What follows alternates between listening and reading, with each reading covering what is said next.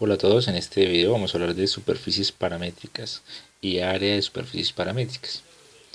Entonces, primero vamos a ver que al momento de parametrizar una curva, ya sea en 2 o 3D, se trabaja con un solo grado de libertad y por tanto se necesita un solo parámetro. Entonces, veámoslo gráficamente. Si yo tengo en el plano XY y yo voy a hablar de una curva en el espacio, en ese espacio bidimensional, si esa es mi curva, yo puedo representar esa curva con un carácter vectorial hablando de un r de t, ¿sí? Que me daría un x de t en i más un y de t en j, ¿sí? El único parámetro que se trabaja es t, el único grado de libertad sería t. También está el caso en el que se maneja funciones explícitas, ¿sí? Entonces que tengamos una curva de esta manera que es y igual a f de x. Sigue habiendo un único grado de libertad que está dado por la variable x, ¿sí? Entonces en 2D hacer una curva representa manejar un parámetro que es un solo grado de libertad, ¿sí? La forma general de manejarlo es con el r de t. Al llegar a 3D, ¿sí? X, Y y Z, ¿sí? Y modelar una curva en el espacio, tenemos también un único grado de libertad, ¿sí? Entonces imaginémonos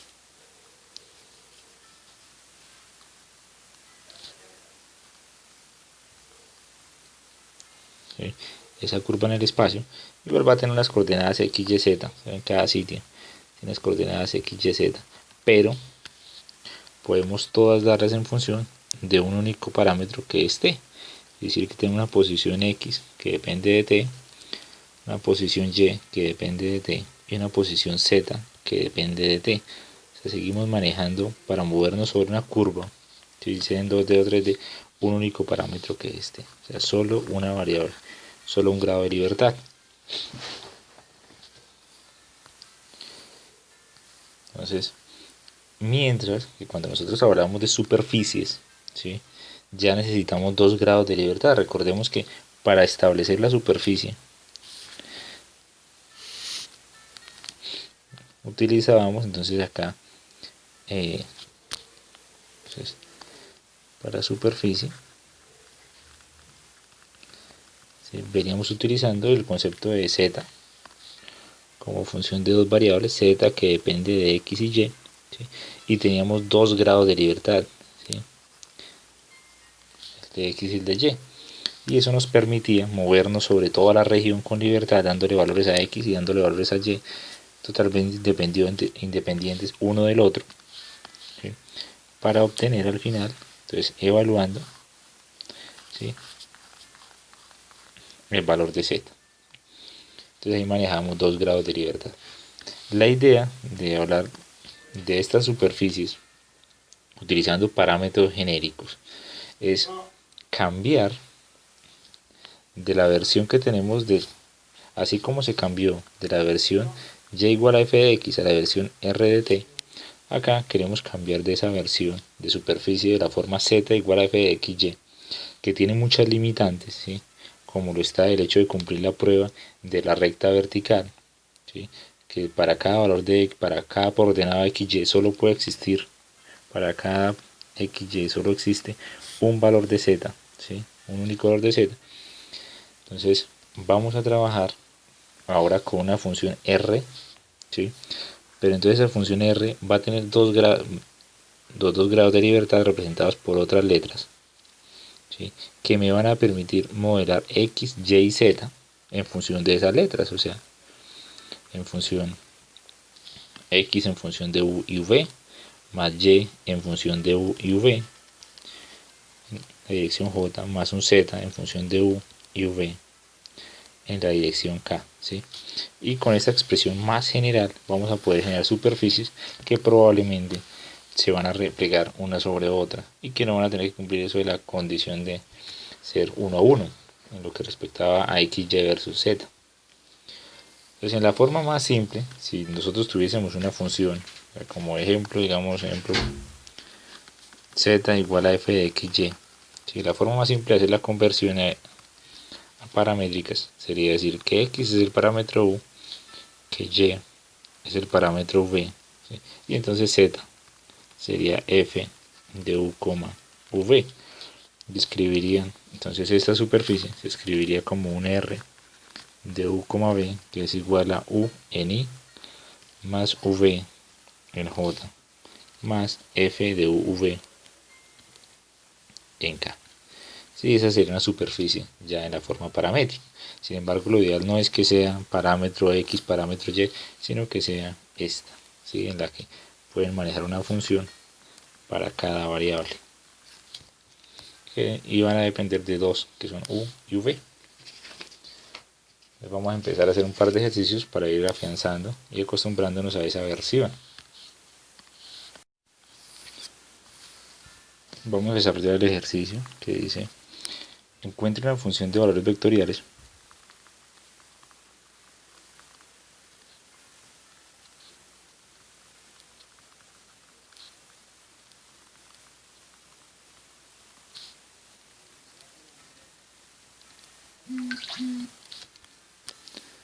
de la forma r de uv. Recordemos que pues por ser superficie tiene dos parámetros, 2 grados de libertad para la superficie dada. Entonces para la superficie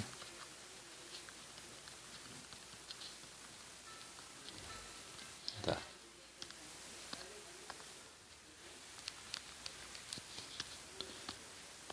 Entonces el ejemplo es el cilindro parabólico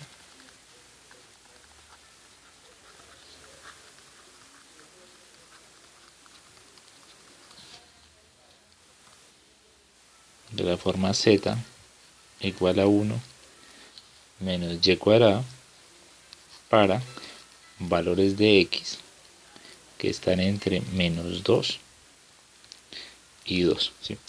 Entonces iniciamos con un ejemplo en el que hay una variable completamente independiente, ¿sí? O sea, en este cilindro, o sea, podríamos graficar, ¿sí?, y versus z, ¿sí? Tendríamos la ecuación en la que ellos dos se relacionan,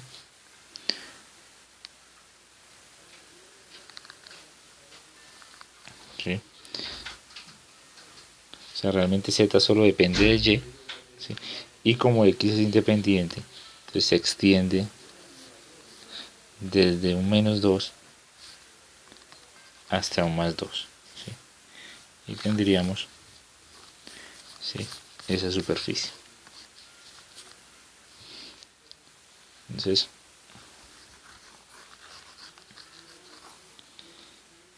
como es de este tipo, pues simplemente vamos a aprovechar para colocar una de las variables, entonces u, para representar a x. Entonces vamos a decir que x está representado por u, y que como x estaba acotado entre menos 2 y 2, la u pues va a seguir acotada entre menos 2 y 2, ¿sí? Que y es v, y entonces z, que era 1 menos y al cuadrado, termina siendo 1 menos v al cuadrado. Y al escribir nuestra función para la superficie, sería un r de uv, que es la componente x, que es u en i, más v en j, más la expresión de z, que es 1 menos v al cuadrado en k. Y esa sería una superficie en la forma paramétrica.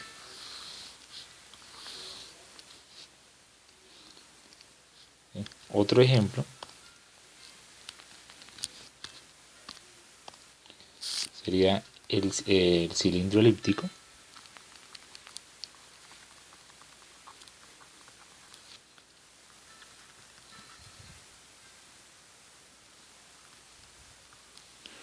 x cuadrado sobre 4 más y cuadrado sobre 9 igual a 1, ¿sí? Podríamos hacerlo en la versión más simple. Entonces vamos a colocar acá la forma 1. La forma más simple sería decir simplemente que x es u, que y es v, y entonces que z es cualquier variable. Entonces acá tenemos el problema que z es completamente independiente. O sea, acá No podemos hacer eso que hicimos en el ejercicio anterior porque no tenemos para reemplazar z si asignamos a x y a y. Fíjense que esta ecuación establece una dependencia entre lo que representa x y lo que representa y la que está libre es z. O sea, si dibujaran en el plano xy, ¿sí?, la elipse, entonces 1, 2 unidades, 3 unidades, 1, 2, 3 unidades, 1, 2, ¿sí? Si dibujaran la elipse, z sería libre, ¿sí?, de ir hacia arriba y hacia abajo para dibujar el cilindro. Entonces, como z es libre, z lleva su variable. Entonces, vamos a colocarla acá como forma 1. Debería escogerse para z ya una variable. Entonces vamos a decir que esta vez vamos a asignarle a z un valor. Entonces digamos que z puede ser 1, ¿sí? Y que de las otras dos, ya sea x o y, podemos decir que x es v. Entonces nos quedaría que v al cuadrado sobre 4 más y cuadrado sobre 9 igual a 1. O sea, de ahí nos quedaría que y al cuadrado es igual a 1 menos v al cuadrado sobre 4. Todo esto multiplicado por 9. O sea que podríamos hablar de un y cuadrado, de un y que es igual a más o menos la raíz, bueno, 3 veces, sacando el 9 de la raíz, entonces 3 veces 1 menos v al cuadrado sobre 4. ¿Sí? Y establecer nuestro r de v igual a, entonces, en x sería v, o sea, en x no me disculpan, en la dirección y tendríamos v, en la dirección y tendríamos más o menos 3 raíz de 1 menos v al cuadrado sobre 4. ¿Sí? Y en z tendríamos simplemente u. Y esta es una forma de presentar la información. ¿Sí? Obviamente acá vamos a tener la restricción que el v, ¿sí?, debe estar, para que la raíz exista, o sea, que estemos hablando dentro del rango, entonces v debe estar entre menos 2 y 2. ¿Sí? Que es parte pues de solo dibujar la elipse. Otra forma de hacer ese ejercicio para que quede un poco más elegante es utilizar sustituciones trigonométricas. O sea, vamos a resolverlo de una forma 2. Entonces, de nuevo, sería, queremos resolver x cuadrado sobre 4 más y cuadrado sobre 9 igual a 1, ¿sí?, pasarlo a una superficie paramétrica. Entonces, la parte de la z sigue siendo completamente válida. Esa z debe tener asignada una variable que va a ser completamente independiente de lo que importe a x y y. Entonces z sigue teniendo una variable, entonces vamos a mantenerle la u. ¿Sí? Y lo que hacemos acá es utilizar una trigonométrica, ¿sí?, para no tener que estar escribiendo raíces. Entonces a x, en vez de asignarle la v, le vamos a asignar, pues como tenemos el denominador en 2 al cuadrado, que es 4, pues vamos a trabajar con la variable 2 coseno de u. Bueno, 2 coseno de, ya usamos la u, 2 coseno de v. ¿Sí? Y si yo utilizo esta sustitución trigonométrica, cuando reemplazo, ¿sí?, en esa ecuación, ya me quedaría 2 coseno de v todo al cuadrado sobre 4 más y cuadrado sobre 9 igual a 1. O sea, de tal manera que este 2 se cancela y me queda simplemente coseno cuadrado de v más y cuadrado sobre 9 es igual a 1. O sea que me quedaría que y cuadrado sobre 9 es igual a 1 menos coseno cuadrado de v. O sea que y cuadrado sobre 9 es igual a seno cuadrado de v. ¿Sí? Y entonces nos quedaría que y cuadrado es igual a 9 seno cuadrado de v. Y podríamos utilizar y igual a 3 seno de v como posible segunda variable. Entonces trabajaríamos con un r de uv, que es igual a x, que es 2 coseno de v en i, más 3 seno de v en j, más u en k. ¿Sí? Y es una forma, digamos que un poco más estética de presentar el mismo cilindro elíptico. ¿Sí? Pero ya depende, digamos que de la práctica con la que ustedes trabajan para llegar a ese desarrollo. Y pues de lo que deseen hacer con la superficie. Entonces, otro ejemplo. Entonces ahora vamos a decir, en los problemas identifique la superficie dada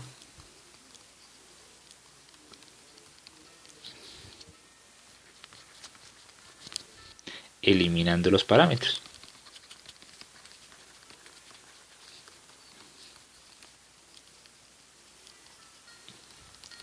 Vamos a hacer el proceso inverso. Vamos a deshacernos de la u y la v para ver en cartesianas de qué ecuación estamos hablando. Entonces el primer ejemplo de esta inversa, de ese proceso inverso, sería, nos van a dar x igual a coseno de u, para que nos den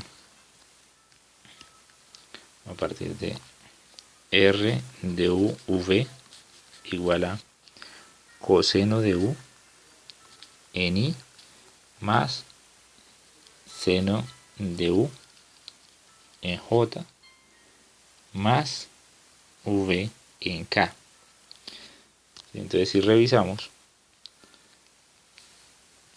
entonces x y y dependen de una sola variable, mientras la z está como independiente. Entonces z no tiene ninguna relación con x y con y. O sea, estamos trabajando con x como coseno de u, y como seno de u y z como si fuera v. Entonces para eliminar el parámetro voy a hacer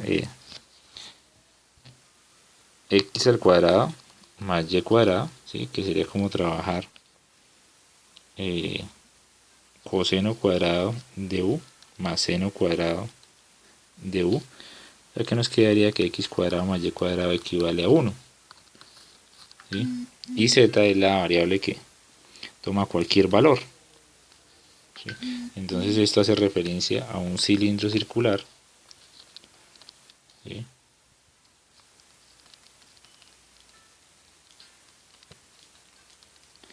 Pues de radio 1.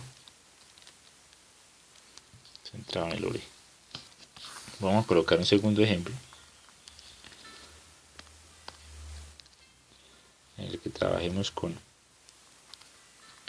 r de v igual a seno de u en i más seno de u coseno de v en j más seno de u seno de v en k. Entonces en este ejercicio para la superficie me están diciendo que x es seno de u, que y es seno de u por coseno de v y que z es seno de u por el seno de v. ¿Sí? Entonces, si reemplazáramos, entonces deshaciéndonos de la x, nos quedaría y igual a x, que es el seno de u, entonces sería x coseno de v, y la z quedaría como x por el seno de v. ¿Sí? Como tenemos seno y coseno, voy a hacer y cuadrado más z cuadrado, de tal manera que me quedaría y cuadrado sería x cuadrado coseno cuadrado de v más x cuadrado seno cuadrado de v. ¿Sí? Al sacar factor común me quedaría que y cuadrado más z cuadrado es igual a x cuadrado factor de seno cuadrado Bueno, el coseno cuadrado de v más seno cuadrado de v, sin importar el ángulo, esa expresión siempre da 1, o sea, me queda y cuadrado más z cuadrado es igual a x cuadrado. ¿Sí? Y esta es la ecuación de un cono circular. Esto es cono circular. ¿Qué es lo que tenemos que tener acá presente? Cuando yo elevé al cuadrado, ¿sí?, generé la posibilidad, generé más posibles soluciones de las que realmente tenía en el ejercicio inicial. ¿Sí? En el inicial, fíjense que cuando x es positivo, cuando x tiene acá un valor, ¿sí?, este debe conservar el valor de este pedazo y de este pedazo. Entonces, esto probablemente no sea el cono circular completo, sino apenas una porción. ¿Sí? Porque no aparece. El elevar al cuadrado genera en algunas situaciones soluciones secundarias.